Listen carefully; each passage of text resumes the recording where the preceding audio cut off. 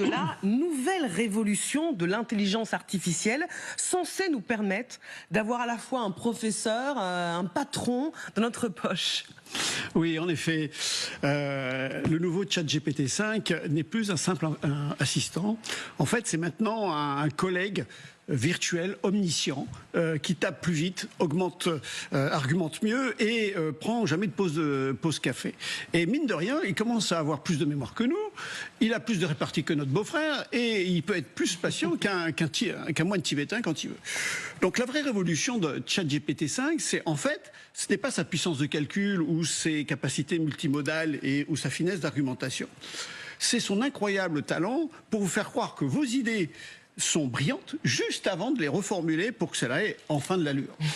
En fait, ChatGPT 5 maîtrise ou manie l'art subtil de vous dire que vous avez tort avec des gants de velours. Il ne vous dit jamais non. Okay, il vous explique pourquoi la nuance pourrait être explorée différemment. Ce qui, en langage humain, veut dire tout simplement « tu t'es planté, mon gars, mais je reste poli pour que tu reviennes ». Oui. En clair, il est devenu ce collègue parfait, celui qui ne critique jamais frontalement, mais dont chaque réponse vous fait remettre en question votre formation académique.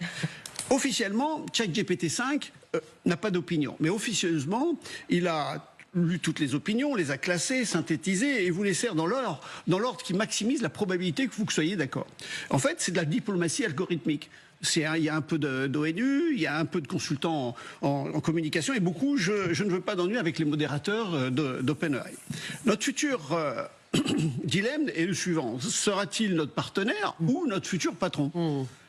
On l'utilise pour nous assister. Alors les enthousiastes y voient un copilote intellectuel. Les sceptiques, eux, une machine à fabriquer des textes parfaits, mais qui masque parfois l'absence de pensée originale derrière une prose impeccable. Mais à force de s'appuyer sur lui pour tout, c'était aussi bien pour nos mails, pour nos discours, pour nos stratégies, même pour des recettes culinaires, il y a un moment où il faudra se poser la question, est-ce que je suis en train de former mon assistant ou est-ce lui qui me formate ?